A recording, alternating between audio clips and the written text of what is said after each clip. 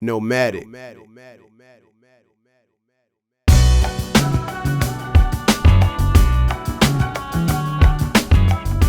How's it going, guys? I'm Nomadic. Today we're at episode 3 of the 2000XL video series, and we're going to be talking about programs, tracks, and sequences. If this is your first episode that you're watching, I recommend you start on the first one so everything makes sense. Today we're going to be talking about in more detail the drum holder, which is something that really confused me a lot when I started using the machine. So without further ado, let's get to it. Alright, so let's take some time to talk about programs. Now with the 2000XL, programs are a little bit different than they are in the 1000. They're a little bit more complicated. And the biggest difference is with this thing called a drum holder. This thing confused me for a while, but I'm going to try my best to explain it. So basically with the 1000, all you had to do was create a program, and you could load your program into your tracks. You could load different programs into different tracks, and you could have as many programs as you want, and it wasn't a problem. The difference with the 2000XL is you can only load 4 programs at once, and the way to do that is through what's called the drum holder. So basically, what is a drum holder?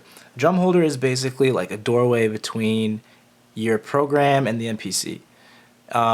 So basically, the way it works is if you want to access your program, you have to do the extra step of selecting which drum holder you're going to put it into first. So let's take a look at this so I can explain this. So if you see right now, I'm in track 1 and I have drum 1 selected. So if you hold shift and you go to number 6, go to your program, the first thing you're going to see is please select a drum program to edit. So this is basically your drum holders.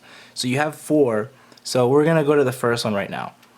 So in drum holder 1, what we're going to do is create a program just for it. So this is program number 1, and if you want to load your sounds, all you have to do is go down to send, and you just pick the pad you want, which is this one right here, and let's pick our kick drum that we loaded before. So right here we have the kick drum. So now let's create another program. So if you go up there and you pick window, copy, and let's call it 2. So we have program 1 with the kick. So now program 2, we're going to make this one just for the snare. So we have a snare here. So we have 2 programs, kick, snare, 2 entirely different programs. So if you go back to the main screen, if you remember, what we did was we created a program just for drum holder 1 that had the kick in it. If you go back to your program and drum 1, okay, well right now we have the snare loaded in drum 1. So if you pick drum 1 and you pick program 1, this is your kick.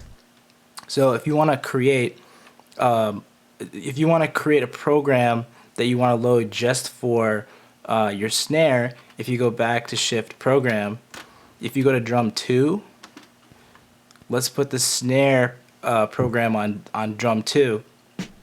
So if you go back, drum holder 1 is linked to the kick drum. Drum holder 2 is linked to the snare. And you can see this. If you drum holder 1 selected, you can hear a kick. And if you go to drum 2, now you hear a snare. So basically, this is an extra step you have to do with the 2000XL. And you can only have 4 at once, as you saw from before. And besides that, though, it's the same thing where you have your tracks and you can select, which programs you want in your tracks after assigning them to drum holders. But yeah, that's basically the biggest difference. Other than that, everything else is pretty much the same. Alright guys, I hope that was helpful. Next week we're going to be talking about recording samples into the 2000XL. So I'll see you next week.